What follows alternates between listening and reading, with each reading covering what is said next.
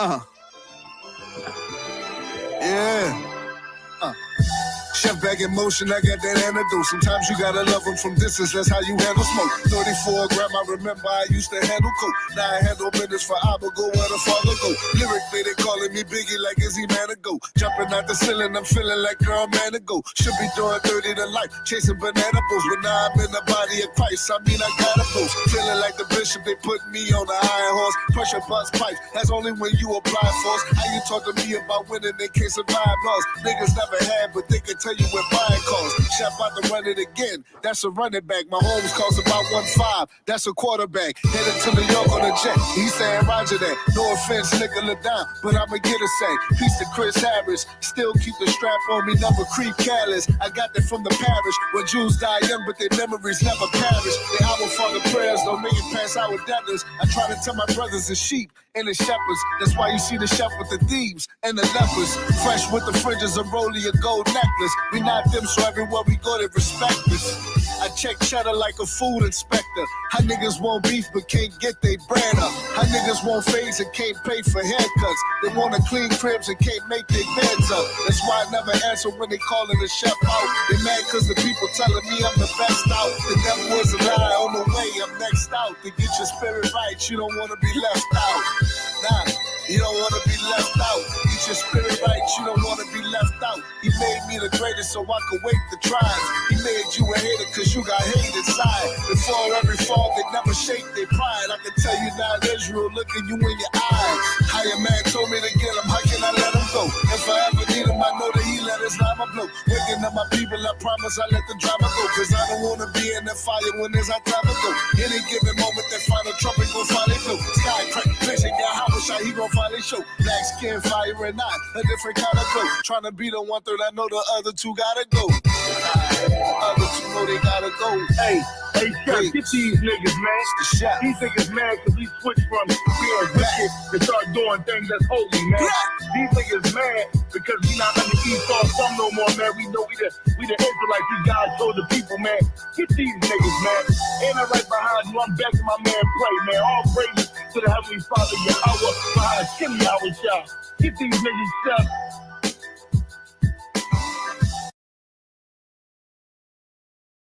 Oh man, that was a mighty, that was Road to Chef.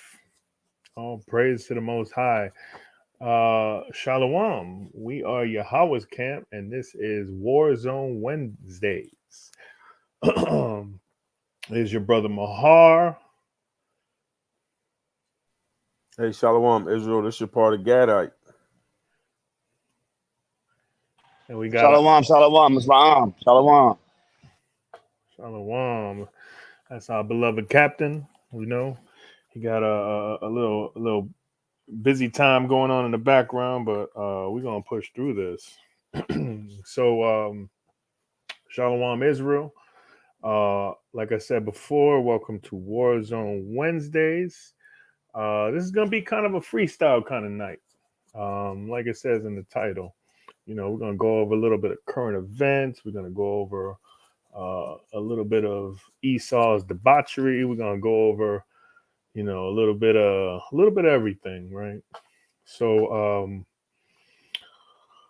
here's I found this really crazy article, and we're gonna actually go into that tonight. But I want to pull this article up real quick, and this just shows you just more of the wicked, right? And it's an NYC firefighter stole credit cards off of a dead man just so he can buy some damn AirPods. This right here is a perfect example of that devil, right? That we call Esau, right? Why would you do that? You're going to steal credit cards off of a dead man? It's madness. But one of the main articles I actually wanted to go into, because Esau is you know, they doing their slick ways and doing a lot of their slick stuff. But this one right here I found today, It's called Surprising Things That Are Forbidden by the Bible, right? So you know Esau, and you know how he does things covertly, right? He tries to do things under the table, right?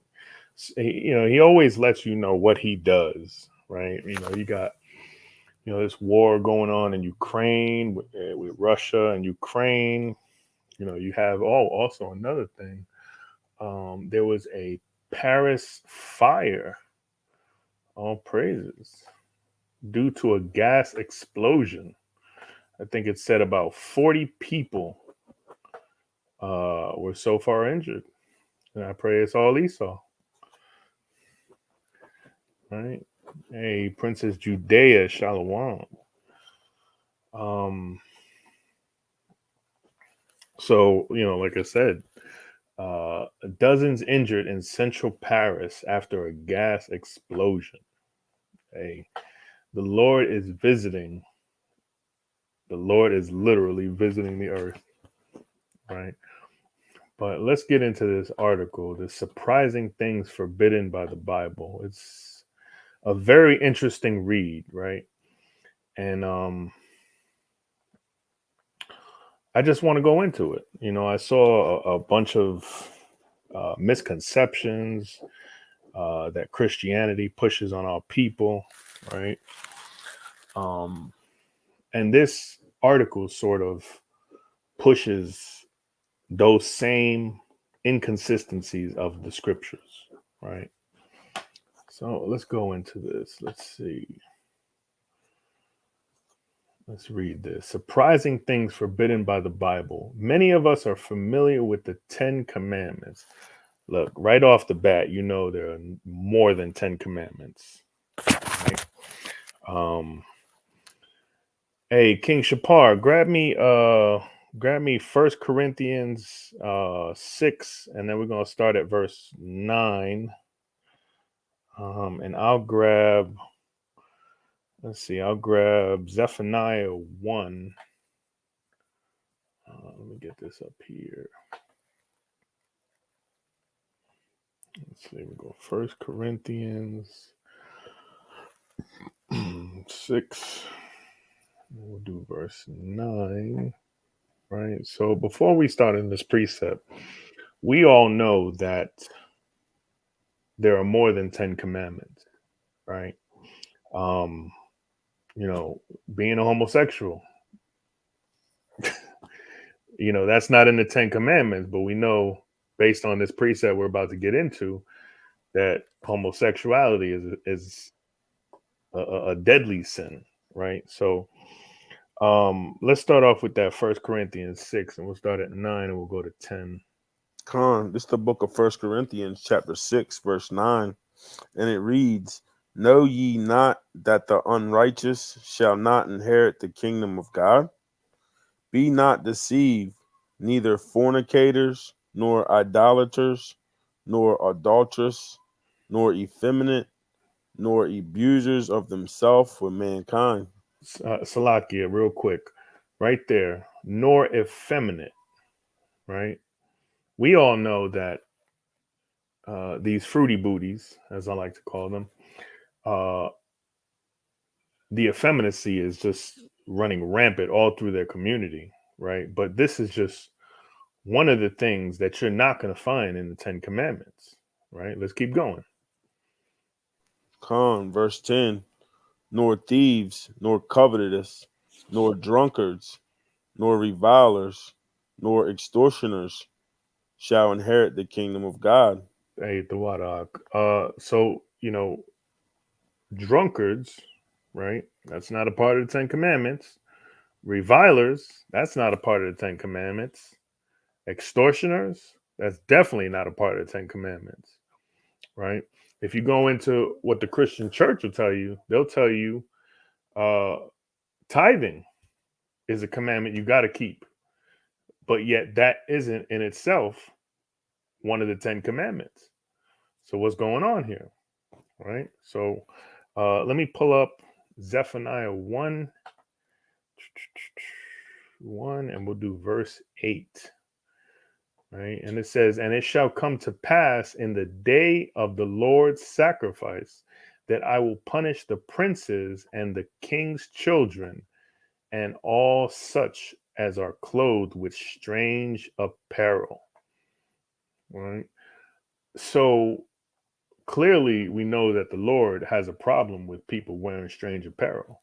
And what would strange apparel be? Well, let's go to let's go to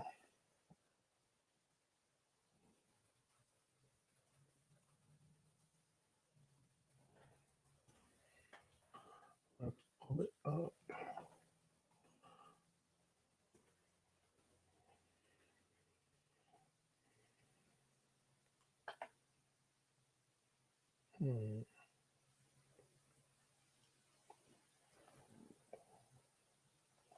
Where is it? Give me 1 second.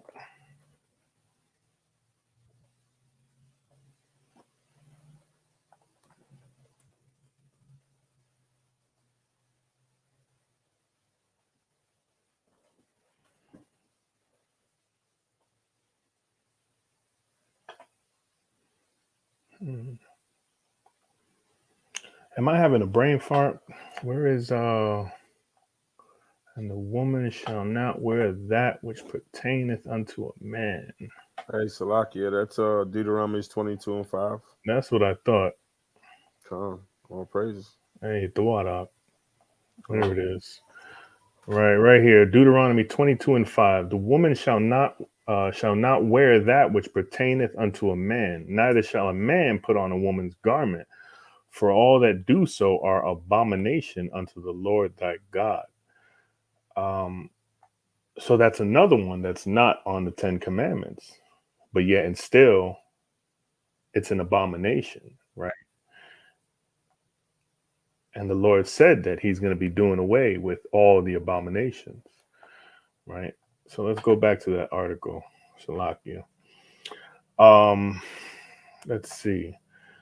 God told Moses for humankind. Oh man, that's another one. Let's see. Hey, Shapar, grab me Exodus 3, and we're going to start at verse 1, and we're going to read down to 10, and then I'll grab Exodus 24 and 12. Baba Kasha. All praises. You ready for it, King? Come on. All right. This is the book of Exodus, chapter 3, verse 1. And it reads, Now Moses kept the flock of Jethro, his father-in-law, the priest of Midian, and he led the flock to the backside of the desert and came to the mountain of God, even to Horeb. And the angels of Yahweh appeared unto him in a flame of fire out of the midst of a bush. And he looked, and behold, the bush burned with fire, and the bush was not consumed. Now, we all know where this story is going, right? This is the Most High coming to Moses, right? Let's actually skip down to 6, and we'll pick it up at 6.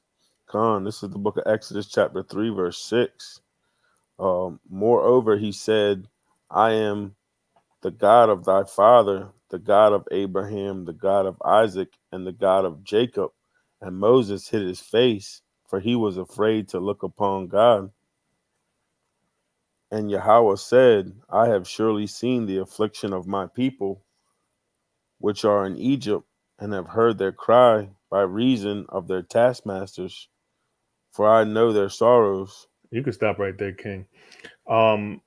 So, based on the precept, right, Yahweh heard the affliction of his people, right? Let's go to verse 9. This is Exodus chapter 3, verse 9. Now, therefore, behold, the cry of the children of Israel is come unto me, and I have also seen the oppression wherewith the Egyptians oppressed them. There it is. So who are God's people? The children of Israel, right? So what's about to happen is the Lord's going to remember the covenant that he made with Abraham, Isaac, and Jacob. And he made it with the children of Israel, right? Because Jacob wrestled an angel and he was renamed to Israel. So let's read verse 10. This Exodus chapter 3, verse 10. Come now, therefore, and I will send thee unto Pharaoh, that thou mayest bring forth my people, the children of Israel, out of Egypt. And Moses said unto God, who am I that I should go unto Pharaoh, and that I should bring forth the children of Israel out of Egypt?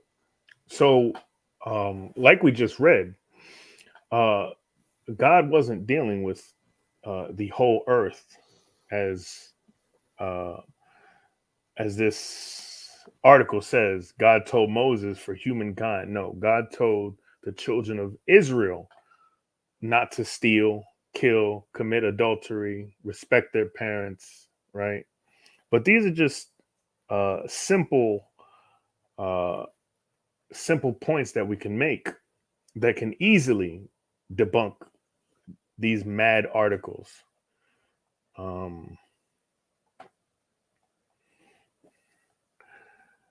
Shalom, Sister Hannah. Let's see what else. So, this article actually has about 28 slides that it does, but we're gonna simply go through a few of them just to sort of debunk this entire article, right? So first, again, there's more than 10 commandments, right? God wasn't speaking to all humankind. He was only speaking to the children of Israel. Okay. Let's go to the first slide and we'll see what this is talking about. Let's see. Sex outside of marriage. Perhaps not the most surprising item on this list, but one that needs to be mentioned nonetheless. 1 Corinthians 7, 1-5 is pretty clear when it says that each man should have sexual relations with his own wife and each woman with her own husband. The passage actually encouraged the couple to not deprive each other from sex so that they won't be tempted by Satan. Cool story, bro. Okay. First, we're going to start off with, Jake always loved some Esau. And then it's so funny because when I was looking at this article earlier, this was the same exact advertisement that was on here before. So this just shows you that Esau is trying to encourage that interracial relationships, right? He's trying to push our people to intermingle with their people. And that the Most High, that's actually a commandment, not to have wives of the other nations, right? Or husbands for that matter. And we can see that Whoopi's in sin, but, we're talking about a woman with no eyebrows. So, it is what it is, but whatever. But let's go into this. Let's dive into this. Let's see what marriage was supposed to be based upon the scriptures, and let's see what the Most High wants. Shapar, grab me Genesis. We're gonna do 2, and we'll start at verse 21. Baba Kusha.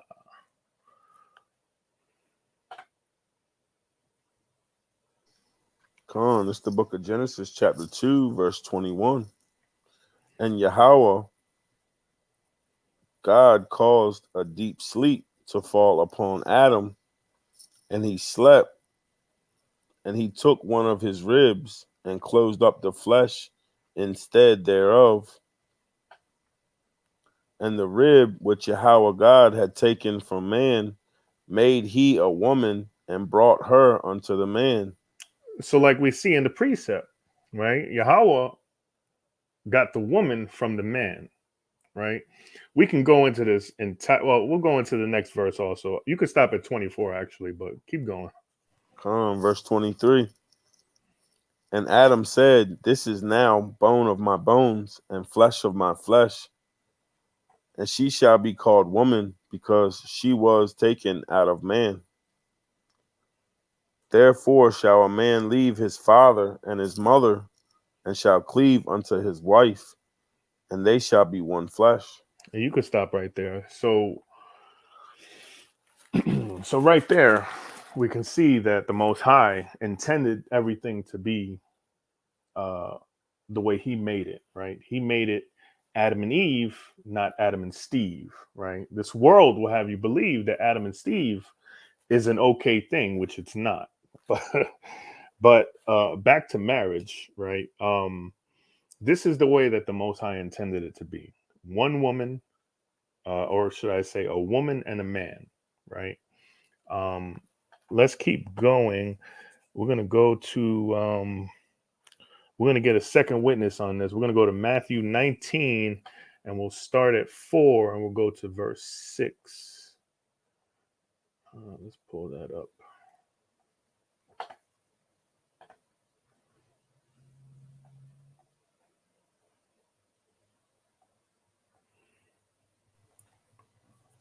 It's the book of Matthew, chapter 19, verse 4.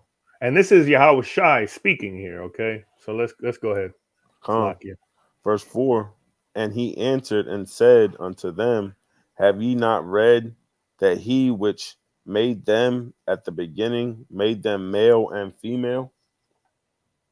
And said, For this cause shall a man leave father and mother, and shall cleave to his wife, and they twain shall be one flesh. All right, keep going.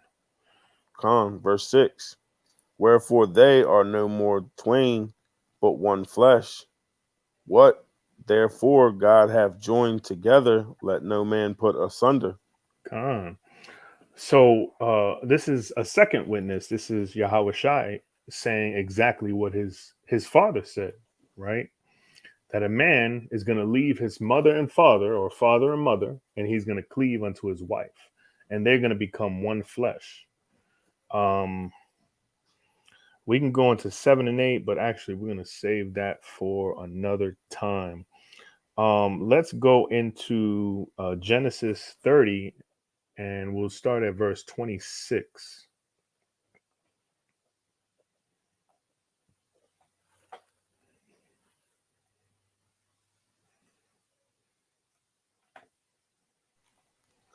Just the book of Genesis, chapter 30, verse 26. And it reads, Give me my wives and my what? Give me my wives. Oh, okay. And my children, for whom I have served thee, and let me go, for thou knowest my service which I have done thee. So here's an this is actually going into Jacob, right? He had to serve Laban,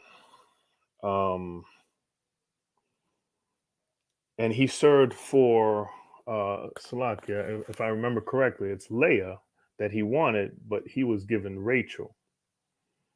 Am I saying that right, King? Rachel. Yeah, that's right.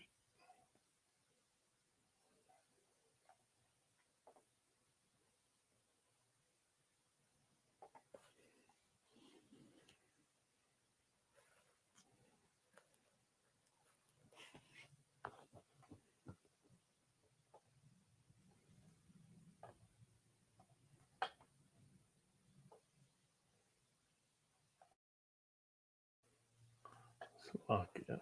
Give me 1 second.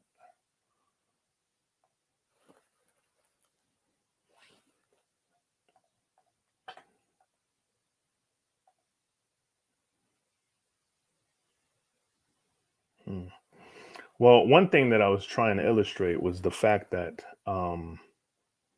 it definitely isn't just Salakia. I did it opposite. he wanted Rachel, but got Leah, and then got Rachel later. But this is one thing to illustrate that that you have an option to have another wife, right? But we're going to go into that. But we're going to keep going into this.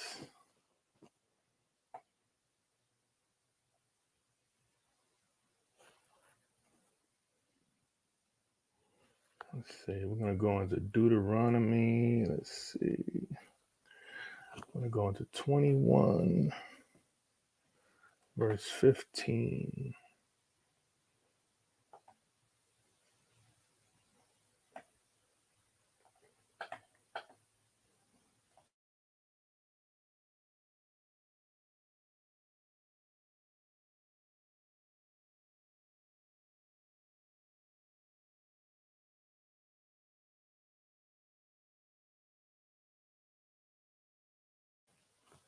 Salakia. Computer is deciding to mess up right now.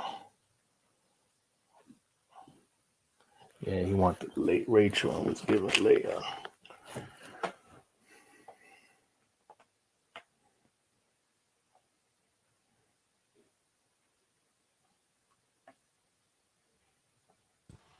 Salaki, I'm just getting back. What y'all got going on right now? What y'all talking about? We just going into I was trying to illustrate. So we're going over an article, right? And the topic was, misconception, literally surprising things. Esau is trying to come out with an article, surprising things forbidden by the Bible, right? So, oh boy, like, yeah, right. So we're up to sex outside of marriage, and the point that I was trying to illustrate was that, and I was going to get to it, was sex is marriage, right? And the fact how Esau pushes the monogamous agenda, which is no problem, right? If a brother wants to just have one wife, that's fine. But there is an option to have more than one wife, right? But just to give sort of the facts of the scriptures. So that's pretty much it. I'm over here having some technical difficulties. Hey, real quick, I think it's so also, right, the Old Testament, New Testament, a lot of the Christians will say essentially the New Testament, I'm multitasking here, Salakia. The New Testament is different than the Old Testament, and we teach it's one and the same, right? Mm-hmm. The Old Testament, New Testament. So they'll tell you, oh yeah, the multiple wives or polygyny is lawful under the Old Covenant or Old Testament, but Paul said this and Paul said that, right? And what's funny is, of course, we understand how Paul's letters were written, how Paul's letters were made for a certain group of people that was dealing with conversion and coming into the truth, or some that already had the law but didn't have Yahawah, they didn't have Christ. So Paul was writing to people that knew these laws or whatnot. So of course, the law on polygyny isn't changed, right? A man can have as many wives as he sees fit. Of course, there's wisdom behind all that. That's what Paul was saying. Use wisdom.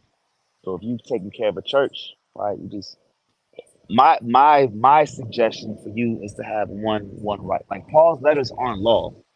Christian church will tell you, they'll try to,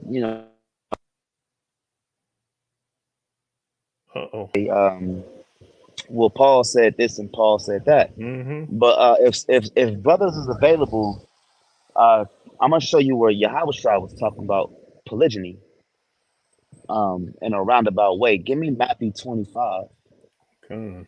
Let's get Matthew 25. I want to go to the New Testament on this because a lot of times our Christian brothers and sisters will stick only to the New Testament as if that's like the only end all be all. And of course, we're able to confound Christians through the prophecies, through the what you would say the Nabiya or the prophets, the Nabim, which is the prophecies. And they don't touch prophecy. right? Which is why they're always confounded on certain things like that. So can somebody get that Matthew 25:1?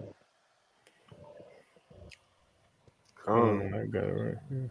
All praises. You want to read it, King? Con. The book of Matthew, chapter 25, verse 1. Then shall the kingdom of heaven be likened unto 10 virgins. How many virgins? 10 virgins. So 10, the kingdom of heaven. This is red letter. What Christ is saying, the kingdom of heaven is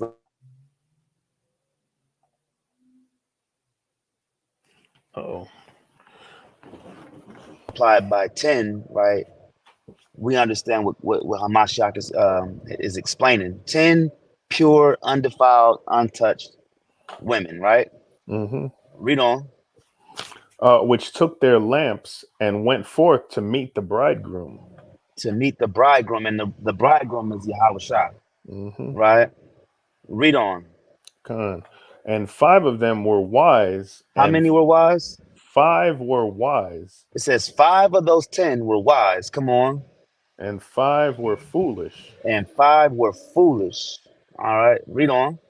They that were foolish took their lamps and took no oil with them. So the foolish ones didn't do the work, right? They were fit. They qualified for the kingdom of heaven. Now, of course, this is going into the work you do or you don't do, and how the foolish virgins were the ones that didn't produce or didn't labor, right? Read verse 3. They that were foolish took their lamps and took no oil with them. Right. So they, of course, we understand that they didn't have the spirit on them and they didn't want the spirit, right? They just kind of just gave it away. But these were, again, 10 virgins that qualified for the kingdom of heaven. The question is, if polygyny or having more than one wife, right, was a quote unquote bad thing, why is Christ comparing polygyny to the kingdom of heaven? Right. And it was not like the kingdom of heaven is like a man with one wife. Even sweet Jesus, a lot of our people, right, they cleave to the words of Christ. They didn't even catch this, how he compared the kingdom of heaven to a man marrying 10 virgins, and he only got 5 of those 10. But all in all, you understand what Christ is not condemning. Christ is not bad mouthing a man with multiple wives. He's actually comparing the kingdom of heaven to that, right? And I think a lot of our people don't get it when we talk about that. And I think, and I was hearing a little bit, Ephraim, and that was beautiful you put it, where we don't push it on brothers. There is a law.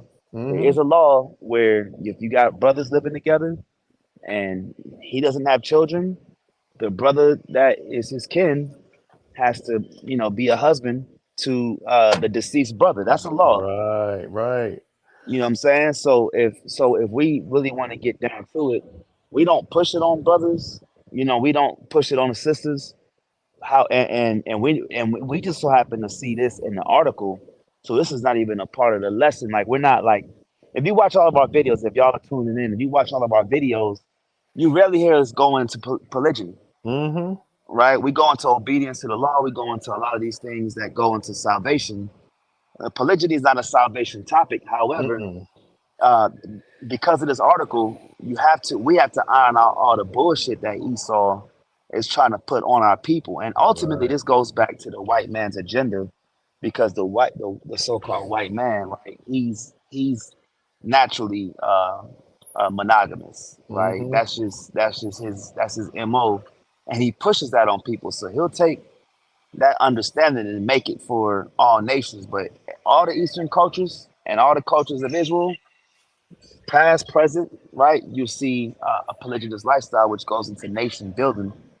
I didn't want to get too into that, you know what I'm saying? But yeah, you're doing a good job. And if you at home and you like, why they going into this? Again, this is all because of the article that was brought out. You know what I'm saying? There's going to be more things we can go into in this article.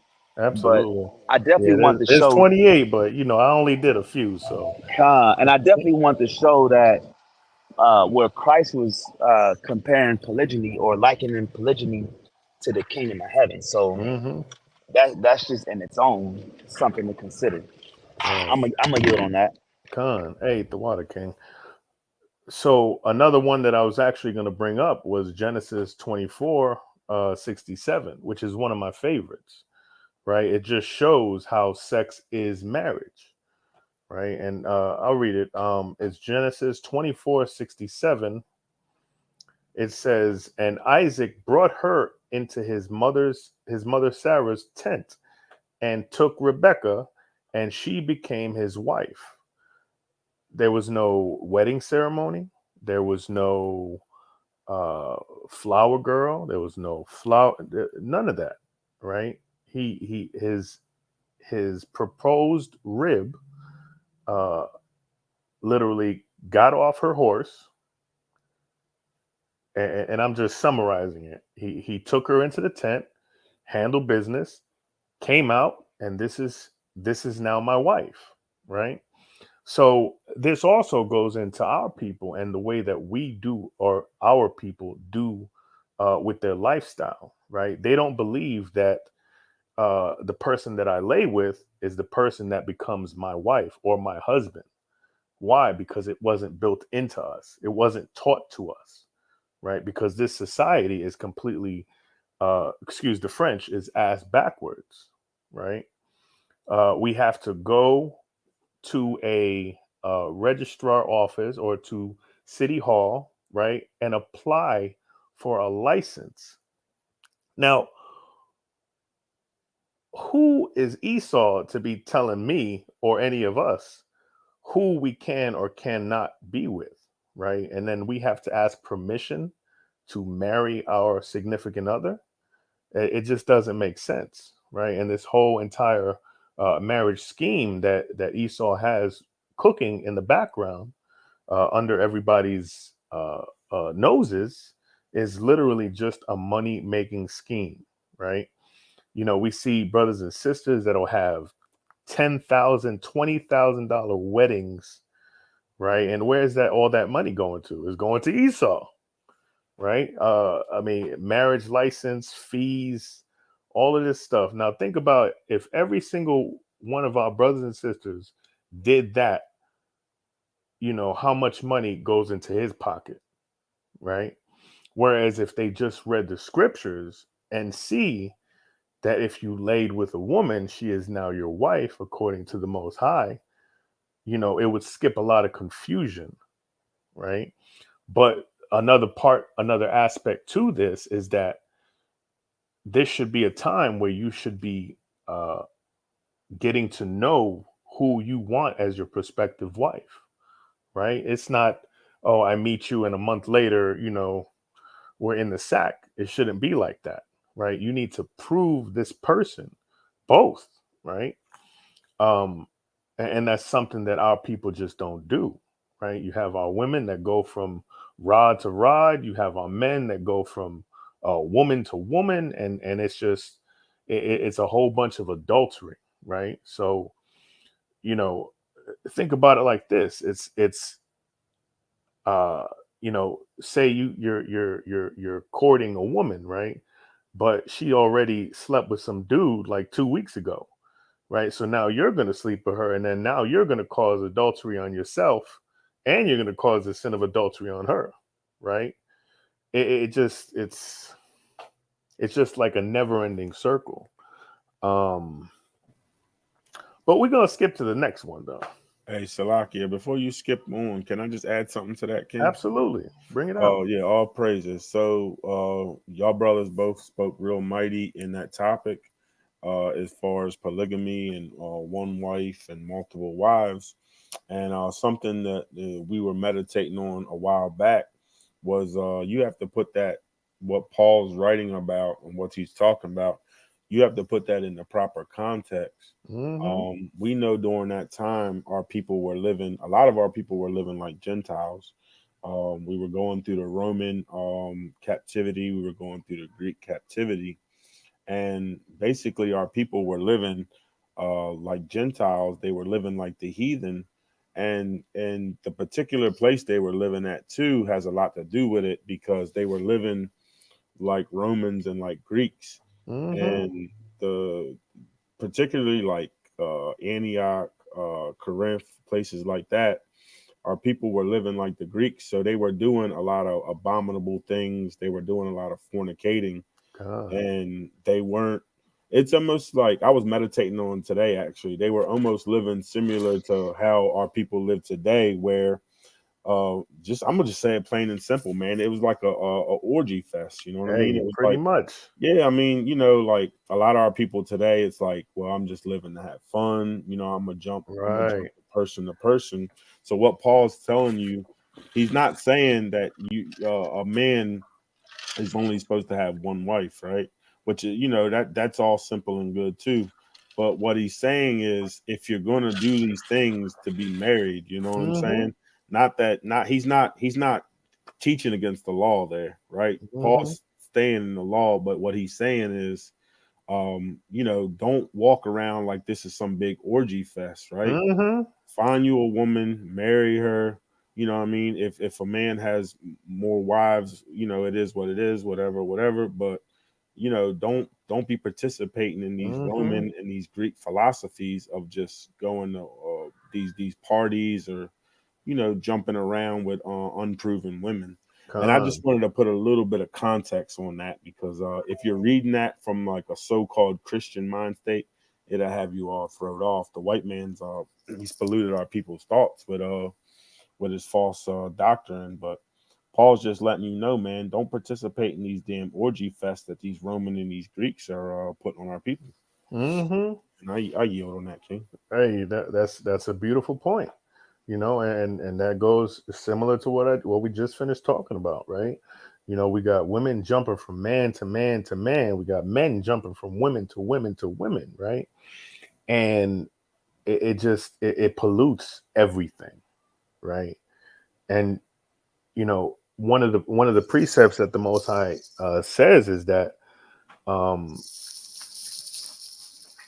that truth won't reside in a body subject to sin, right? So if you're already in sin, then you're not going to be able to understand what he's trying to tell you, right? You have to flee from sin in order to understand this truth. But let me go on into the next one, because we spent way too much time on this. It wasn't even supposed to be that long. My bad. Let's go to the next one. Self-love. Let's see. While having sex with our spouse is fine, doing so on our own is not advocated by the Bible. 1 Corinthians 6:18 reads, every other sin a person commits. Now, mind you, this is actually, I believe they're reading out of the NIV. Every other sin a person commits is outside the body, but the sexually immoral person sins against his own body. Now, when you first come into this truth, right? I don't know about the other brothers, but that is probably one of the main sins that we commit, that we are told to abstain from, right? Is choking the chicken, right? Having dates with Pamela Henderson, right? These are the things that we're supposed to stop immediately, right? Because this is an immoral act, right? So I think to a certain extent, I agree with this, right? I don't think we really need to go too much into this. Hey, it seems right to me. What do you think, Shapar? Khan, all praises. I think you're on the money with that one, King. Okay, Khan. So we're gonna go to the next one. I think this one's pretty self-explanatory. Let's see the next one. Swearing. Oh man, one of my favorites. Man. The Bible stresses that we should pay attention to the words we profess. Be grateful and don't swear seems to be the way to go according to the Bible. Nor should there be obscenity, foolish talk, or coarse joking, which are out of place, but rather thanksgiving reads Ephesians 5:4. Now let's pull up Ephesians 5:4 and see what it says in the King James Version. Because the KJV is probably one of the closest thing, word for word, to the Hebrew and the Greek. Let's see. Neither filthiness, nor foolish talking, nor jesting, which are not convenient, but rather giving of thanks. Yeah, I don't really see too much in here about cursing or anything like that. But actually, I want to bring out a couple of precepts myself. Some of my favorites. Hey, King, can you grab me 2 Corinthians? We'll go to 11 and 6.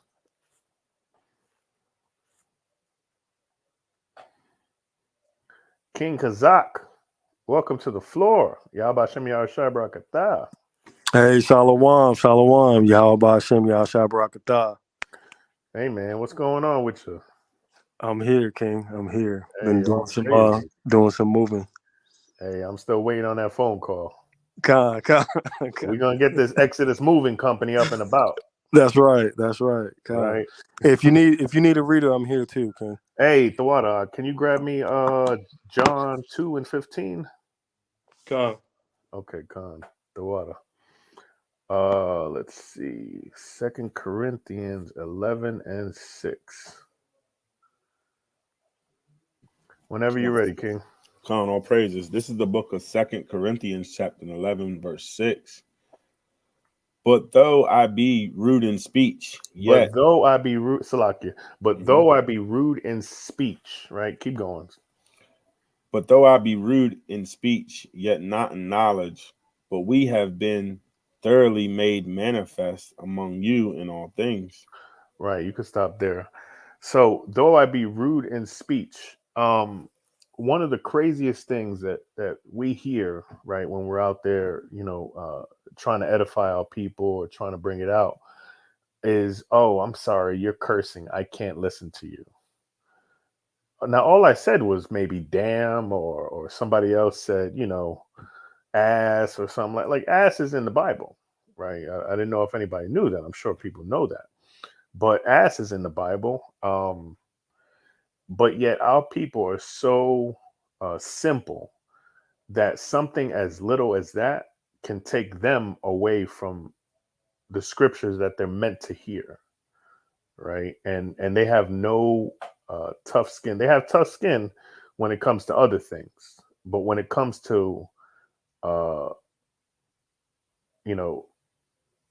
cursing, which really isn't a curse, right?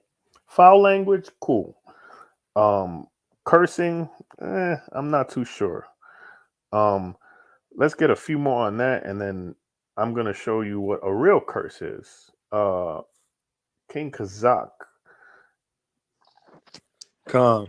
It's the book of St. John, chapter 2, and verse 15. And when he had made a scourge of small cords, he drove them all out of the temple, and the sheep and the oxen, and poured out the changers' money, and overthrew the tables. Okay, so who this is talking about right here? This is talking about Yahawashi. He literally made a bunch of small cords, switches, and he whipped everybody's ass. Excuse my French. He whipped everybody's ass outside of the temple because they were doing in the temple what they weren't supposed to be. So if people are so worried about foul language, and don't realize that our Savior probably did worse things than saying a bad word. I mean, you got something to think about there. Let me get Matthew 12, verse 34. And King Kazak, let me get Matthew 23, and we'll start at verse 33. Oh, praise. Hey, Salakia, man, that's the spirit, King, because that 2 Corinthians 11:6. I was meditating on that when you started bringing up the topic, and also while you were going in, I was looking at that Matthew's 12 and I believe it's Matthew's 12 and 34. Matthew's 23 and 33. So it's almost like we're moving in the same spirit here. Hey, all praises. Something I wanted to add too, man, is we call it cursing today, but like cursing's a little bit different than when you're dealing with profanity or speaking profane. So people got to get a understanding of that. Right, and I'm gonna get into that too because I got that lined up right here. That's definitely the spirit. All praises. Yeah, I'm ready for that precept whenever you are. All praises. So this is the book of Matthew, chapter 12, verse 34, and it reads, "O generation of vipers, how can ye, being evil, speak good things? For out of the abundance of the heart, the mouth speaketh." Right there. So let's stop right there. So, "O generation of vipers," right? Back in the day, you call somebody a viper, those are fighting words. He called the Pharisees, he called the Sadducees all vipers to their faces, right? He bunched up the small cords, whipped them right out of the temple. Like, come on now. I mean, our Savior literally did almost the same thing that we're doing now, right? Let me get that 23:33, Baba Kasha. Khan, this is the book of St. Matthew, chapter 23 and verse 33. "Ye serpents, ye generation of vipers, how can ye escape the damnation of hell?" There it is. Out of Christ's own mouth. "Ye serpents, ye generation of vipers." These are literally fighting words back then, right? And he's just out. There's no fear in this man's heart, right? He's the Most High's son. There is literally no fear, and he's walking up to them and essentially talking mess to their faces, right? Look at what the brother Yahshua brought up, right? This was one sister that we were dealing with on Glenwood. She was smoking Black and Milds. She was halfway drunk, walking up and down Glenwood, almost naked, right? Like you could see the yams and everything. We were telling her to put them cheeks away, all the good stuff. And because we said damn, she didn't have time to hear what we were saying, right?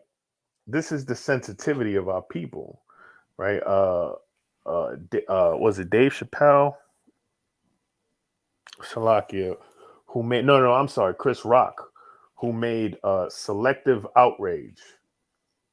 Right, our people definitely have a lot of selective outrage. Go ahead, King. Nah, you're good. I just wanted to add on to your point. Hey, go ahead, please. I don't mean to interrupt. No, you're good. Yeah, the Christian doctrine, man. This Catholic Christian doctrine, it's polluted our people's way of thinking, man. Absolutely. I was talking to a brother not too long ago. A lot of this stuff that we're going into is based on the Christian doctrine. And I was talking to a brother about something similar to this, and it was just going into wine. And I was like, a lot of you Christians say that, you can't drink wine. It's a sin. But I told him there's no sin in drinking wine. You're not supposed to be drunk, but you can drink wine a little bit. Mm-hmm. This dude had the nerve to tell me, he was like, man, that wine that they were drinking in the Bible was non-fermented. It was non-alcoholic. What the hell? And I was like, brother, you telling on yourself. You telling that you don't read the scriptures. You ain't read. Why would it tell you not to be drunk, right? Why would it tell you that wine makes the heart merry? And all the stories of men getting drunk in the scriptures, like Noah and people like that. Like, what are you talking about, man? Where do you get these doctrines from? Mm-hmm. Yeah, they make we have we have some friends that, I mean, they won't wear jewelry. They like, I'm like, they won't wear jewelry. They won't drink on the Shabbat. Like the stuff that they do is just like, what command? Like where is this in Scripture, right? And then the scriptures that they bring up have nothing to do with what they're trying to accomplish. And it's just madness, some of the things that our people go through. Let's see where we at. That 20, did we bring out that 22, 20? Yeah, we brought that out. Okay, con. If the Lord didn't want us to have wine, I'm pretty sure he probably wouldn't have had it in the scriptures at all, or he would have made a commandment against it, right? I mean, our Savior, YAHAWAH'S, he turned water into wine. And the host of the wedding or the party, he said that men normally bring the stronger wine out in the beginning, and save the weaker for last. But all the wine was gone when YAHAWAH'S brought that wine out. The guy was like, "Hey man, this is the strongest wine that we had all night. Like y'all been holding out on me." You know what I'm saying? Yeah, pretty much. Pretty much. And my thing too is if it wasn't wine, it'd have just been called grape juice, right? But, come on, man. Grape juice with a kick. Yeah, it'd have been grape juice or Kool-Aid, man. This is, wine means a alcoholic beverage, man. I don't know where these Christians get their doctrine from. But what I am going to do is I am going to show you what an actual curse is, right? Because our people are fooled beyond recognition, right? Let me show you what an actual curse is, right? We're going to go to Deuteronomy 28:15. We're going to start at, right? But it shall come to pass, one of our favorites, if thou wilt not hearken unto the voice of Yahweh, thy power, to observe to do all his commandments and his statutes, which I command thee this day, that all these curses, right, shall come upon thee and overtake thee. This is a curse, being cursed in the city, right? That's a curse. When you look in every city, right? What are our people doing? Nothing. They are literally doing nothing. At least nothing that the Most High approves of, right? I mean, we can keep going through all of these, right? The Lord shall make the pestilence cleave unto thee, right? Let's see, what else? The Lord shall smite thee with madness and blindness and astonishment of heart. That's verse 28, right? Verse 29, and thou shalt grope at noonday as the blind gropeth in darkness, and thou shalt not prosper in thy ways.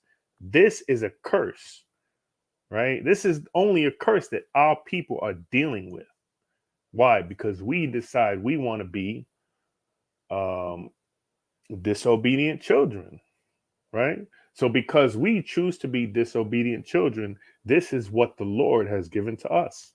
Curses, true curses, not saying ass or damn this or, no. This is a curse, right? Having a wife and another man lying with her, that is a curse, right? There's also one of the commandments is cursing your father and mother, right? That you deserve to die. That is a curse, right? When you're cursing somebody, right? Or if the Lord is cursing you, these are curses, right? Wishing somebody would crash into a cement wall while they're driving home from working. That's a curse, right? Saying ass or another profane word is not a curse, right? So, hey, what can I say? Let's go back to this article. I'm only going to do a few more and then we're going to shut this down. It's going to be an early night tonight. Let's see. Now look at that. What's the next slide? Cursing your parents. While we're on the topic of watching our mouths, let's not even think about cursing our parents, because according to Exodus 21:17, anyone who curses their father or mother is to be put to death. I mean, this is pretty self-explanatory, right? We were literally just talking about this. So I don't think we really need to go into this. Am I right, Shapar? Con. All Okay, praises. Gotta honor your mother and father. absolutely. That's one of the commandments. Con. Ephesians Right. 6, you know. Mm-hmm. We can go to let's see, Exodus. Let me see. We'll go into Exodus 20 and verse 12. Right. Honor thy father and thy mother, that thy days may be long upon the land which Yahweh thy power giveth thee.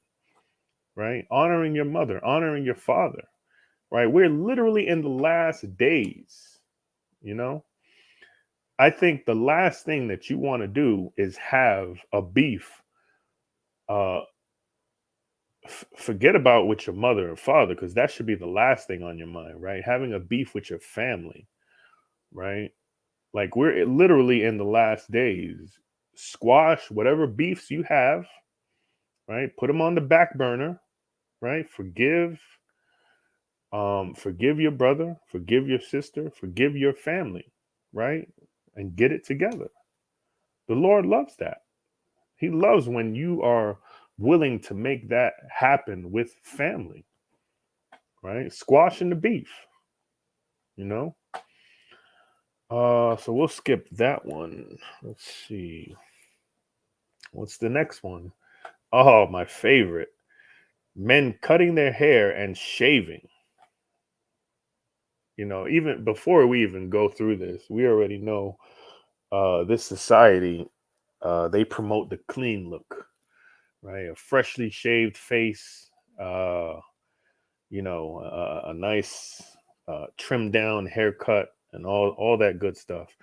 The trimmed down haircut, not a problem, right? The shaved face is definitely a problem. We're going to go into it.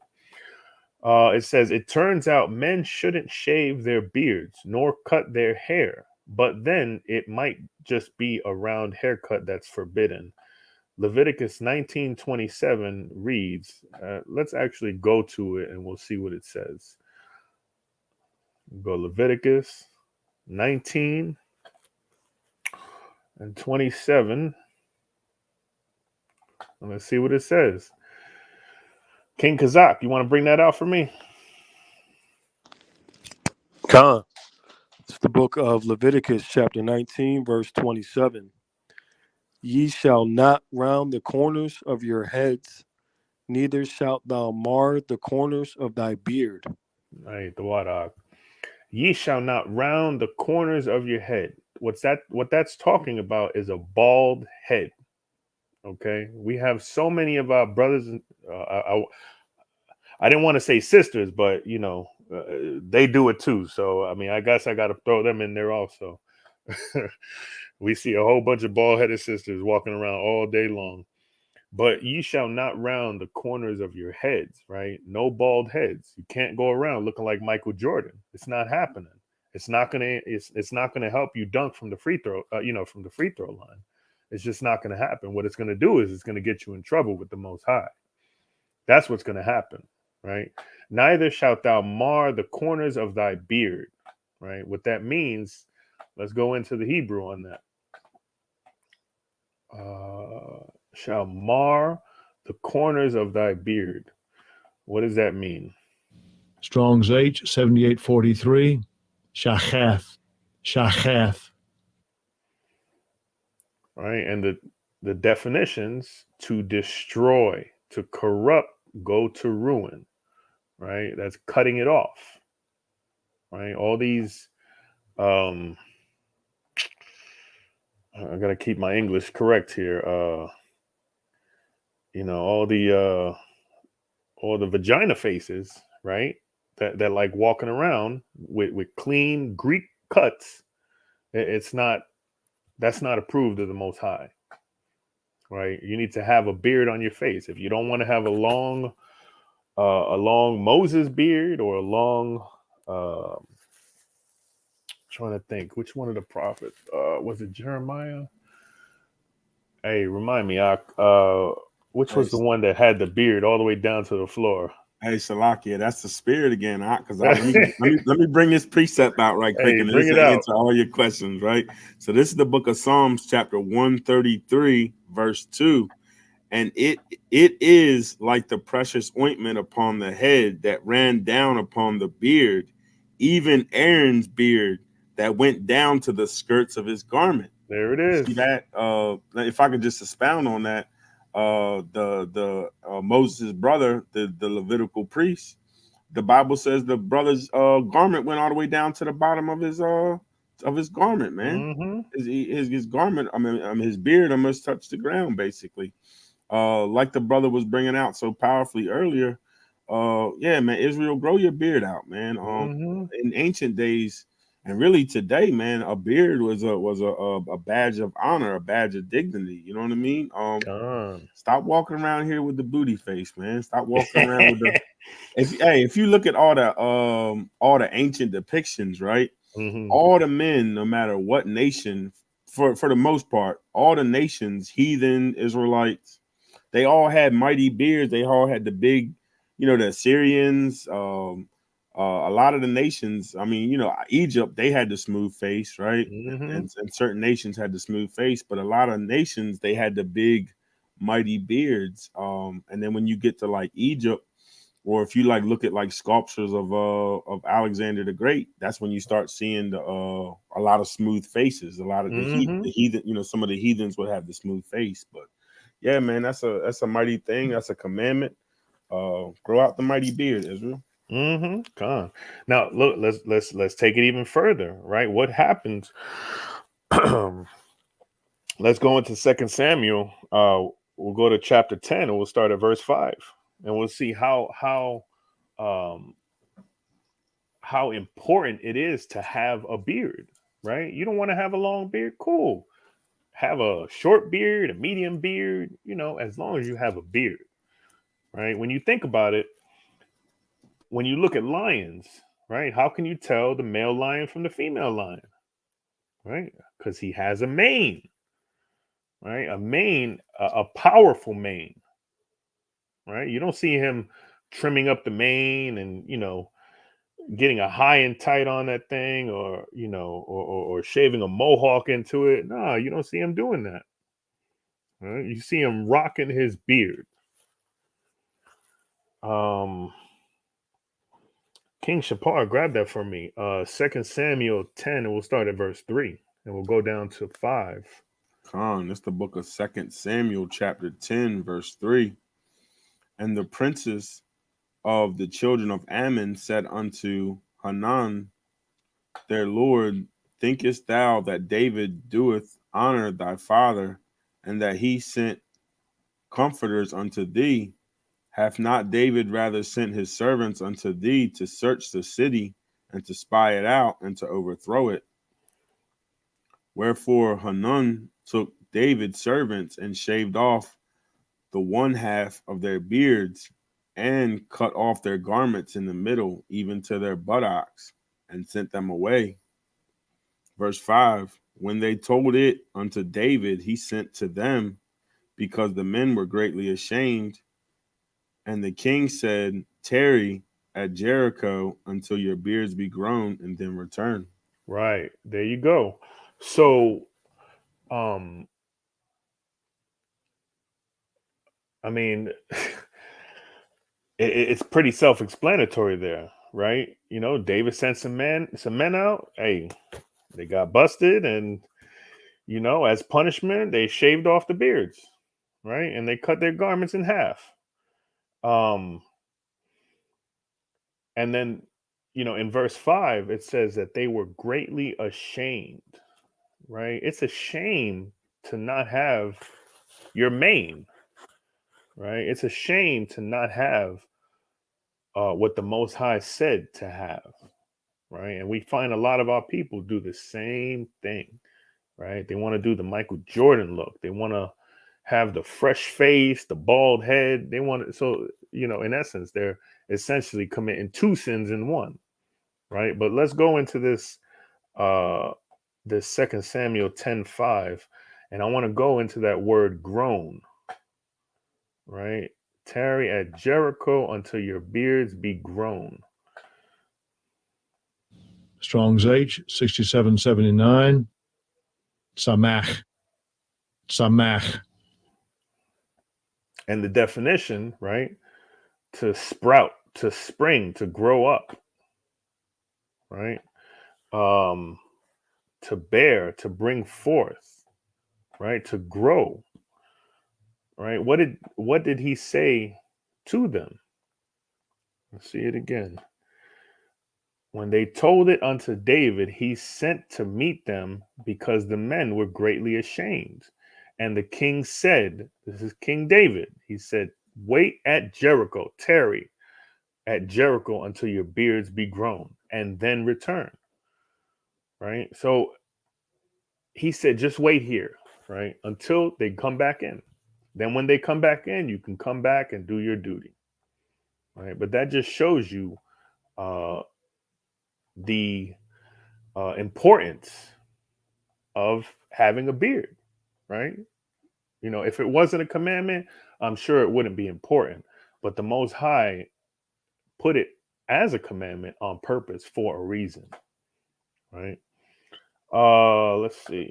Hey, Salakia. Hey, bring it out, King. Even the ordinances for the priests in the book of Ezekiel, I've got a precept. It's Ezekiel 44 and 19 down to 20.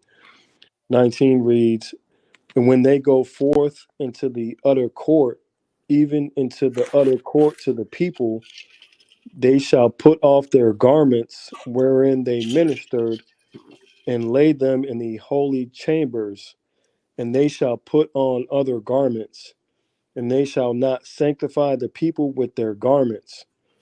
Verse 20, neither shall they shave their heads, nor suffer their locks to grow long. They shall only poll their heads. I yield on that. It was just bringing it out how important it was, even for the priests, to not shave, and they can't grow their locks too long, and you know, different ordinances like that. I yield. Right. Hey, there's nothing wrong with that.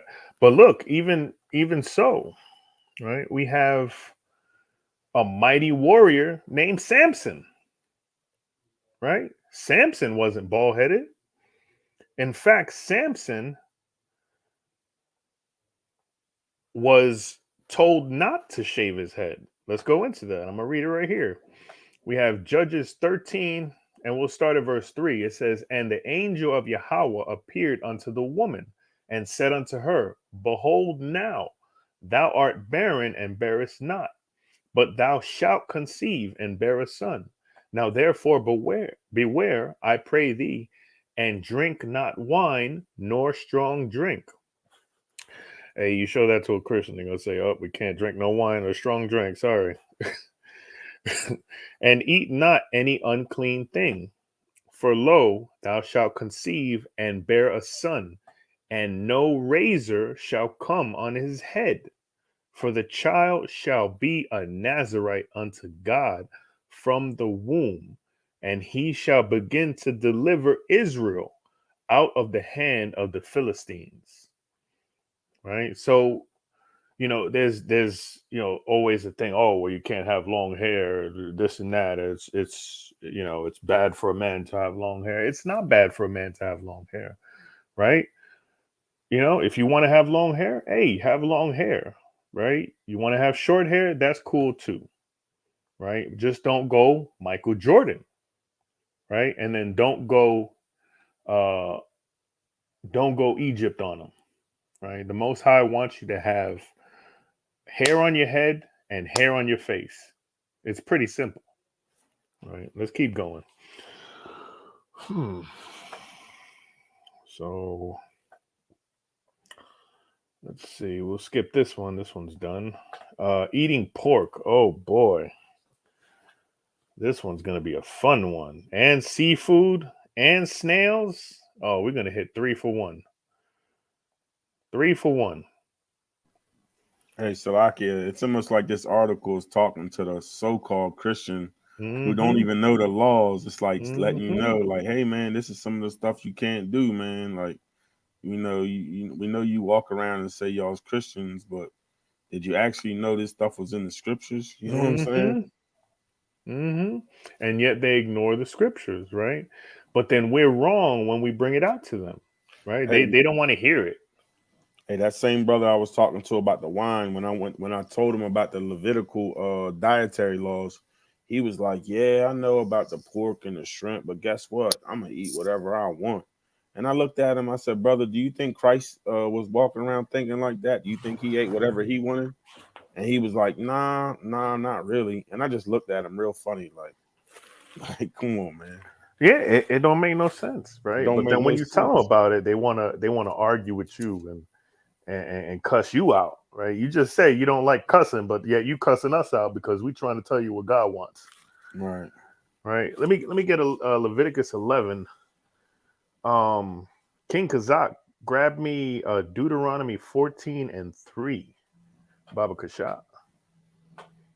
So this is the book of Leviticus, chapter 11, verse 7.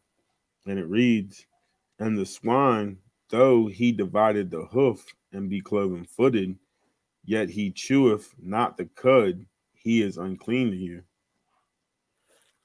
Verse 8, "Of their flesh shall ye not eat, and their carcass shall ye not touch, they are unclean to you." Verse 9, "These shall ye eat of all that are in the waters, whatsoever have fins and scales in the water, in the seas, and in the rivers, them shall ye eat. And all that have not fins and scales in the sea and in the rivers, of all that move in the waters, and of any living thing which is in the waters, they shall be an abomination unto you." Read 11, and that'll be it for that one. Verse 11, "They shall be even an abomination unto you. Ye shall not eat of their flesh, but ye shall have their carcasses in abomination." Right. King Kazak, let me grab that Deuteronomy from you. Khan. Salakia, verse 8. We'll start at actually verse 3. Khan. It's the book of Deuteronomy, chapter 14 and verse 3.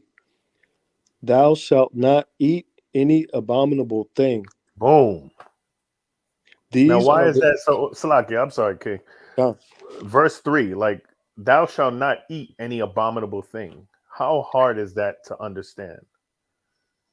Is that, am I mistranslating that? Am I misinterpreting that? I don't think that's very hard to understand, or hard to not understand. Salakia, right? We're gonna take it a step further. If you feel like you want to eat abominable things, we're gonna show you what the Lord got for you. All right, let's go to Isaiah 66 and we'll start at verse 15. The book of Isaiah, chapter 66, verse 15. "For behold, the Lord will come with fire, and with his chariots like a whirlwind, to render his anger with fury, and his rebuke with flames of fire." For verse 16, "For by fire and by his sword will the Lord plead with all flesh, and the slain of the Lord shall be many." No, the ones that are going to be getting hugs. The slain of the Lord shall be many. Right, read 17 and we're going to finish it at that. "They that sanctify themselves and purify themselves in the garden behind one tree in the midst, eating swine's flesh and the abomination, the mouse shall be consumed together, saith the Lord." So he made it a point, right? He made it a point to bring out the animal plus the abomination, right? He could have just said anyone in behind one tree in the midst eating the abomination, the mouse, right? But instead he singled out swine's flesh, right? Our people love the pork. Hey, Salakia, so Jake was eating mice back in the day? Man, Oh my this God. is future prophecy, right? So I'm sure Moab is gonna pull out some mouse stew somewhere or some mouse fried rice. right? But it's so crazy how he singled out swine's flesh, right? He could have said, he could have said, I don't know, no fish or scales, right? Anybody eating the fish and scales, right? But instead, he pointed out the swine's flesh, right? And the abomination is attached to that, right? And if you're clueless about what kind of animals you can or can't eat, you can always go to Deuteronomy 14, right? It'll give you an even more in-depth breakdown than Leviticus 11, right? It'll tell you, it'll say the ox, the sheep, the goat. It'll give you all of the animals that you can eat and all of the animals that you can't eat. It'll tell you what kind of things you should look for on the animal. And it's pretty detailed, right? The Most High don't play, so I kind of think that tackles those three, right? So we jump three ahead. Eating snails, we're not even getting into that one. Tattoos. We were all ignorant at once, right? We were ignorant before the Most High blessed us with this word, right? Leviticus 19, like it says, pretty self-explanatory. I agree with this. Actually, one thing I agree with from Esau. You shall not make, 28. It says, ye shall not make any cuttings in your flesh for the dead, nor print any marks upon you. I am Yahweh. So no Pookie and Ray Ray 99, no Pookie and Ray Ray 2023. It ain't happening, right? If you want to be in with the Lord, you're going to have to not do that. Right? You want to tattoo something up? Write on a book, or go draw on a pad somewhere, right? But putting it on your body, that ain't working. Let's keep going. Oh man, same-sex relationships. Should we really go into this, or? I think so, I guess.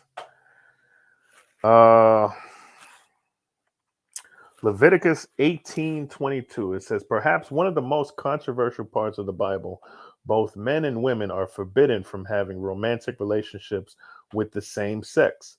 This is mentioned in Leviticus 18:22, which reads, let's pull it up. 18:22. And King Kazak, can you pull Leviticus 20 and 13? And we're going to keep it real short on this because there's not really much we can go into about this. Jake wants to live in that constant sin. This is a choice that the Lord has given you, right? Hey, Salakia, now you see on the article it says perhaps one of the most controversial parts of the Bible. What's controversial about it? Like, come on, man. Like, who's writing these articles, man? Come on. Right. Like, didn't we just go over Adam and Eve and being effeminate and stuff like that? Like, come on, man. Even nature tells you that's a wrong thing, man. Come on.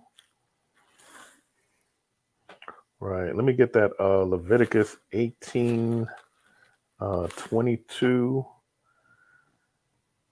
So this is the book of Leviticus, chapter 18, verse 22, and it reads, thou shalt not lie with mankind as with womankind. It is abomination. Simple. It's abomination. And what do we read in Isaiah 66 and 15? That he's going to come to deal with all this abomination. Let's do Leviticus 20 and 13. The book of Leviticus, chapter 20, verse 13. If a man also lie with mankind as he lieth with a woman, both of them have committed an abomination. They shall surely be put to death. Their blood shall be upon them. There you go. Their blood shall be on their hands. right? Let me get Genesis 19:5 and Judges 19:19. This is crazy that we even have to go into this. Hey, Salakia. I know we're pressed for time a little bit, but we keep going over the word abomination. Can we just look that up just for the viewers' sake? Can we go Hey, into the absolutely. definition of that? Absolutely. Let's go into that. Where are we at? Abomination. Abomination. Right there. Strong's H 8441. To'eva. To'eva.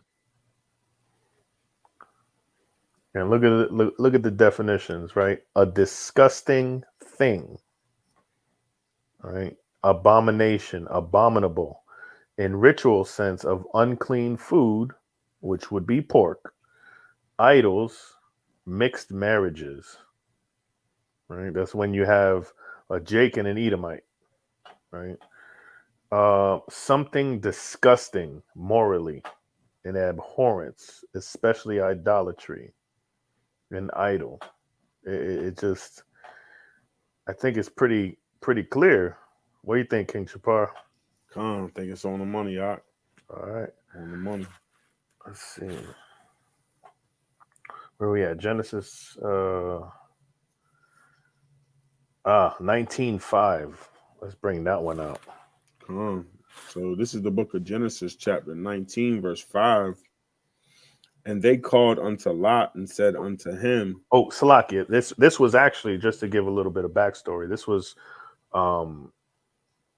two angels came in and went into Lot's house, and I guess they were having a conversation and stuff, and then people started banging on the door, right?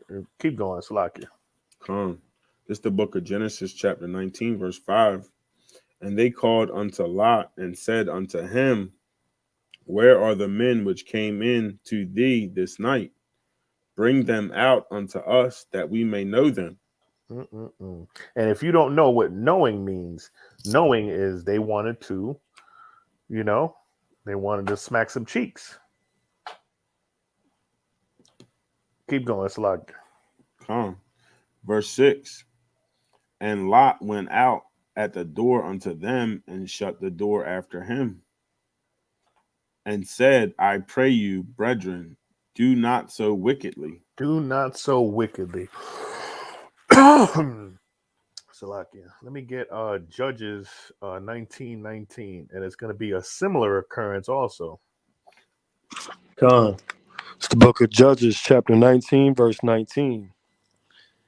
Yet there is both straw and provender for our asses, and there is bread and wine also for me, and for thy handmaid, and for the young man which is with thy servants. There is no want of anything. Salakia, let me just give a little backstory. It's pretty similar to what happened also in Lot's house, right? There was a young man. I think he had his concubine with him, and they went into this. They went into the house, right? And then keep going. It'll explain it. Verse 20. And the old man said, peace be with thee. Howsoever, let all thy wants lie upon me, only lodge not in the street. Mm-hmm. So he brought him into his house and gave provender unto the asses. Wow. And they washed their feet and did eat and drink. Verse 22. Now, as they were making their hearts merry, behold, the men of the city, certain sons of Belial, beset the house round about and beat at the door and spake to the master of the house, the old man, saying, bring forth the man that came into thine house, that we may know him. Verse 23, and the man, the master of the house, went out unto them and said unto them, nay, my brethren, nay, I pray you, do not so wickedly, seeing that this man is come into mine house, do not this folly. Keep going. Yeah. Verse 24. Behold, here is my daughter, a maiden, and his concubine. Them I will bring out now, and humble ye them, and do with them what seemeth good unto you. But unto this man do not so vile a thing. So, Shalaka, right there. So, like it says, the master of the house, he offered his own daughter, right, and the man's concubine to the men, right, just so that they won't do what they wanted to do to the man that was in his house.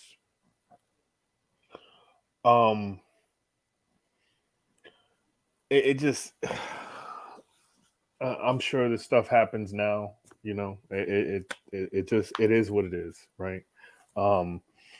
If we go to Romans 1:20, it'll pretty much explain why these things are occurring, right? It's a sad thing, you know, it really is.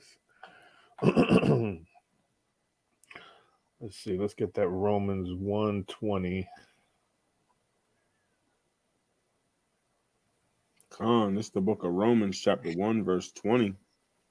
And it reads, for the invisible things of him from the creation of the world are clearly seen, being understood by the things that are made, even his eternal power and Godhead, so that they are without excuse. Salakia, let's skip down to 22. This is the book of Romans, chapter 1, verse 22. Professing themselves to be wise, they became fools. And this is what our people do on a daily basis, right? They think they're wise in their own eyes and in their own heart. But them professing themselves to be wise, in reality, they're fools, right? Let's keep going. Verse 23. And change the glory of the uncorruptible God into an image made like to corruptible men, and to birds and four-footed beasts and creeping things. Wherefore God also gave them up to uncleanness through the lust of their own hearts, to dishonor their own bodies between themselves, who changed the truth of God into a lie, and worshiped and served the creature more than the Creator, who is blessed forever. Amen. For this cause God gave them up unto vile affections, for even their women did change the natural use into that which is against nature. Right. And likewise also the men, leaving the natural use of the woman, burned in their lusts one towards another, men with men, working that which is unseemly, and receiving in themselves that recompense of their error which was met. Which was me. Let's read this last verse, and man, this will explain everything. Verse 28. And even as they did not like to retain God in their knowledge, God gave them over to a reprobate mind to do those things which are not convenient. And there you have it. Because of the fact that they chose not to seek after their creator, he gave them up to a reprobate mind. He said, you want to follow the life of a homo? I'm going to turn you into a homo. And I'm going to add on to you many more other curses, actual curses, right? And essentially that is going to be your downfall, right? All because you chose not to listen to your creator. I mean, I go ahead. Hey, Salakia King, I didn't mean to interrupt you. No, you're good. You're good. Don't worry. Man, you can see how wicked. You could see how wicked that spirit is, right? You like we're on Glenwood teaching, out in the park teaching, wherever, and we see our people all the time dealing with that spirit, man. That's a wicked spirit that's on our people. And just going back into that story with Lot, you know, the Most High sent them death angels there, and even our forefather Abraham was praying for him. Like, man, if you know, you can't just destroy the righteous with the wicked, right? But the Lord was like, man, I'm getting ready to destroy that place. You know, he couldn't find righteous men in that town, and there it is. He sent the death angels to that city, and the men were so wicked. They seen men that they had not. Check it out. Like the men were so wicked, right? And it really talks about today. Like the men were so wicked. They seen men that they had never seen before, and they wanted to lay with them, not knowing that these are death angels coming to destroy the whole city. Exactly. And lots like, look, man, I give my daughters up to y'all. Like, you know, like don't do this thing. And you see how the Most High had to deal with that. So yeah, man, that's a wicked spirit that's on our people. You know what I mean? And Sodom and Gomorrah is no more. Just like this wicked ass country is gonna be no more. Right. But our job is to wake up our people. And you see right now, with what's going on in today's time, America's pushing that spirit as hard as they possibly can. Yep. They trying to make universities for, you know, pride universities and all this madness. It's truly, if you would have told me this 10 years ago, 15 years ago, I wouldn't have believed you at all. Man, you know, we just went to Washington D.C. last weekend, and on the government buildings, man, we're talking about so-called government buildings, federal buildings. You got big pride flags, right? Rainbow flags, so-called transgender flags, right? I'm working in downtown Raleigh today, and you know, you got on the light poles, they got flags on them that says "Come out" or "We're out." And got big flags on the pole, man. Like Satan is pushing this agenda right through Esau as hard as he possibly can, man. You know, and I mean, like you can't make this thing up, you know. And then they push it so hard in our people's faces, right? And now I'm sure I don't even need to look at any statistics, but I'm sure there's some kind of statistic out there that says probably one in six, you know, 1 in 6 kids now identify as a trans kid. Come on, man, really? You don't even know how to wipe your ass, but yeah, you telling me you know what kind of sexual things you're into? Hey, Salakia, for the brothers that got a little bit of age on them, maybe in their 30s or 40s, if you would have told brothers that in the 90s, right, or in the early 2000s, if you would have told brothers that there's going to come a time where they're pushing this on your children, brothers would have been like, no damn way. There ain't no way. Hey, that's right, Shapar. Like I would have never thought this. Never believed it.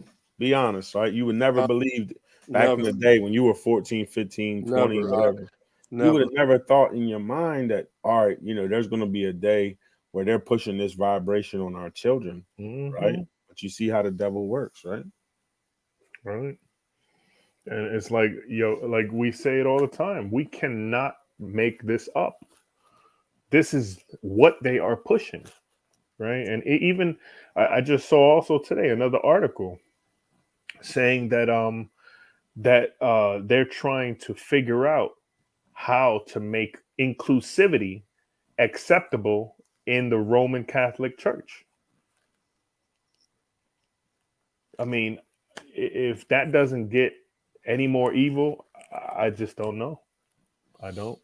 We was watching a YouTube video before I got on, and my kids, man, I had to tell my kids to turn it because they were watching a YouTube video, and it had like a bunch of rainbow color cars that was like racing on a racetrack, and I'm like, man, look at that! They're trying to push it into cartoons these days, man. And you know what that entails. All right, that was that inclusively including everybody, allowing the kids to, you know, teaching the kids to be homosexuals, man. Right. So, you know, let's see what this next topic is. It's funny because we had two slides dedicated just to homos. Women looking too nice. I mean, like, do we really need to go into this? Um, 1 Timothy 2:9, right? Let's bring that out real quick. 1 Timothy 2:9, and I think this will probably be the last slide. I think we're gonna have to save this for a part 2. God, this is the book of 1 Timothy chapter 2 and verse 9. Mm-hmm. In like manner also that women adorn themselves in modest apparel with shamefacedness and sobriety, not with braided hair or gold or pearls or costly array. Mm-hmm. Verse 10, but which becometh women professing godliness with good works. Now, here's a question. Do you think the Nicki Minaj's, do you think the Cardi B's, do you think the new one, the Suki Hana, do you think these are women that are professing godliness? Wow. Mm-mm-mm. What about you, King Kazak? I already know your answer, but La to the ah. Yeah. These are the exact opposite of godly women, right? A woman should be covering herself in modesty, right? And that's all around. That's her personality, that's her physical appearance, right? Nobody wants to see your boobs or your butt crack walking down Glenwood. Nobody wants to see that, right? And the fact that a person would even think about showing that just shows how the level of morality has gone down in this world, right? I mean, we just got off of talking about the fruity booties, right?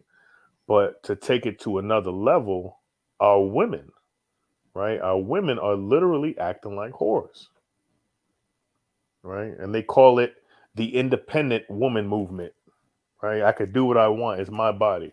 Nah, that body don't belong to you. That body belongs to Yahawah, right? It's Yeah, we not yours.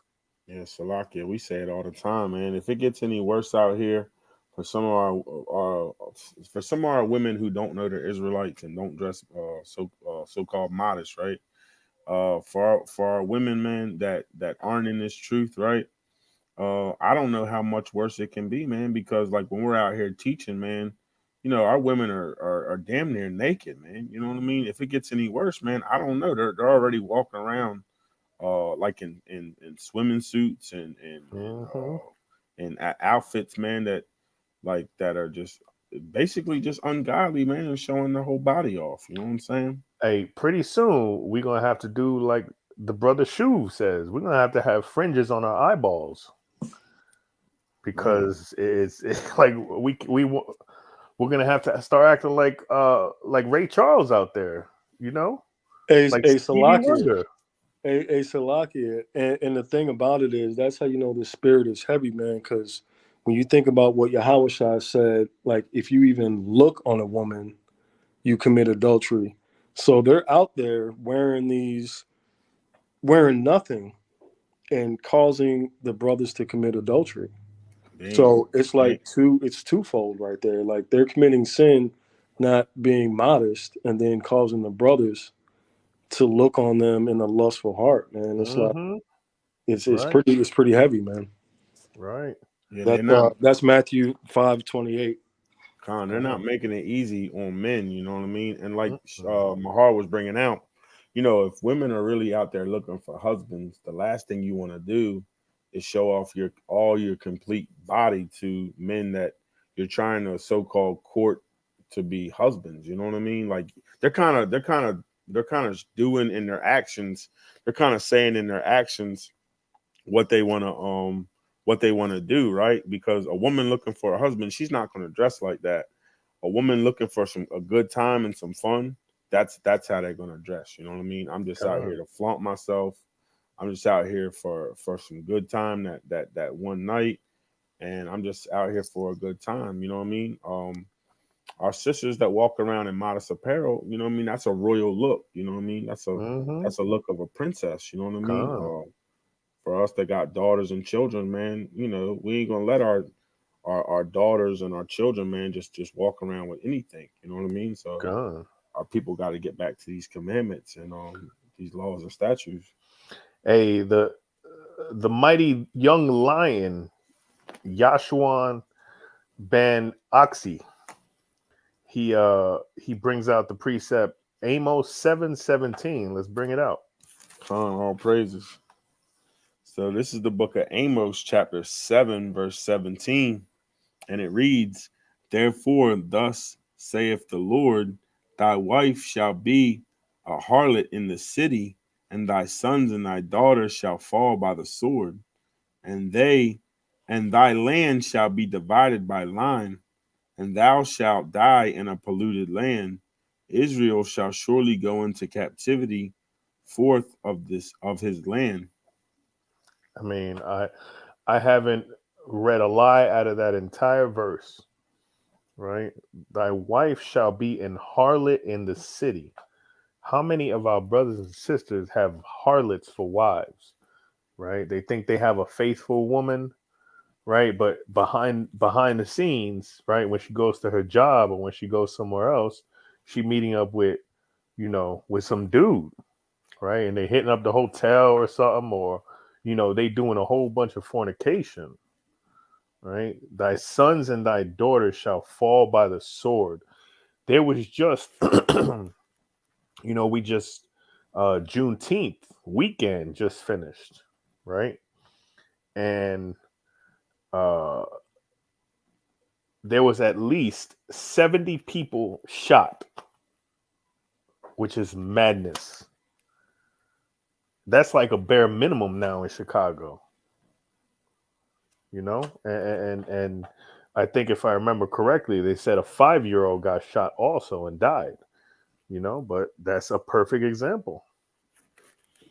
Yeah, thy land shall be divided by line. I mean, we do have state lines for a reason, right? Salaki, were you going to say something, King? No, I was just, my bad. I was just going to say, when you were bringing out recent events and current topics and current events, I was going to bring out all the killing that had happened this weekend. And, yeah, man, like we say all the time, man, it looks like it's going to be a crazy summer, man. Like that death angel's floating around, you know what I mean? And then all this is being done by the Most High, right? You go into Isaiah 45, he tells you, he says, I create the evil, right? If people don't understand who their God is, how are they going to understand who to serve, right? If they keep believing this weak, effeminate Jesus Christ that they be trying to portray in the churches, right? To love everybody, hugs and kisses, balloon animals, floating in the sky type stuff. It just, our people will never understand who they really serve, right? And they won't make it a priority to serve our Heavenly Father. Hey, also too, like backing up what you were saying earlier, I think it was last week or the week before last, that one of the captains had posted a video off of TikTok, and it was about a pastor or a preacher. The brother was like, he must have been tracking what his wife was doing or whatever, because he pulls up to the hotel, and his wife was going in there to meet the pastor or the preacher to their church. And they were playing it off like she was going to get counsel, but why would you be going to a hotel to get counsel? Oh, she was going to get counseled, all right. Right, and then they got alcohol there, and that's wicked, man. Like, how you gonna be a leader of a congregation, but you're plotting on plotting on the next man's wife, man? That's wicked, man. That's why that Jeremiah 23:1 is so strong, man. They're dividing the flock, man. You know what I'm saying? Absolutely. Wicked, man. Absolutely. Oh, let's see. Okay, last one. Let's see. Torn jeans. What the hell? What the hell? Yes, according to the Bible, you should not wear these. Leviticus 10:6, we're going to read in a second, reads, "Do not tear your clothes or you will die, and the Lord will be angry with the whole community." Okay. Yet again, you know, let's bring it out. Leviticus 10 and verse 6, is it? Wait, where to go? And verse 6. Let's bring it out. It's the book of Leviticus, chapter 10, verse 6, and it reads, "And Moses said unto Aaron and to Eleazar? Eleazar, unto Ithamar, his sons, uncover not your heads, neither rend your clothes, lest ye die, and lest wrath come upon all the people. But let your brethren, the whole house of Israel, bewail the burning which the Lord hath kindled." Hey, you could stop right there, Salakia. So, right off the bat, right, this article is retarded. Okay, we already knew it was retarded, but it just entered an extra level of retardation, right? This is a conversation between Moses and Aaron, Eleazar, and Ithamar, right? These are the priests of the Most High, right? These are Levites, okay? And what it's talking about them being in the tabernacle, right? Don't uncover your heads. Don't rend your clothes, lest ye die. Where in any of this does it have anything to do with what this article is talking about? That thing says, yes, according to the Bible, you should not wear these. It says nothing at all about torn jeans there. That's took out of context a little bit, right? That isn't even in a context. I don't even know what it is. Come. Right. But yeah, they bugged the hell out. But what we're gonna do, actually, we're gonna go ahead and stop it here, right? And Lord willing, I can do a part 2 on this, right? I'll go more in depth on a few other things. I'll bring out a few extra examples of how this article is going off. I just want to say shalom to the family. The water for the water to you brothers for coming out and helping with this lesson is greatly appreciated. And shalom to the nation of Israel. What can we say? We're trying to wake up our people, right? By any means necessary, by hook or by crook, like they say, right? But this is your brother Mahar. We're gonna go around, everybody gonna do their thing, and then we're gonna get out of here. Hey, this your brother Shapar the Gadite.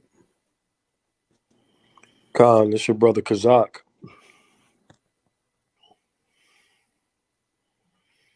Khan, and we got the mighty Captain Ra'am. He's in the backdrop. We are YAHAWAH'S camp, and we are here to do the Most High's will, whatever that may look like. So we want to say Kwam Yasharala to the nation. We want to say Shalom to the brothers and sisters that are tuning in. We appreciate you. And what can I say? Have a good night. We out.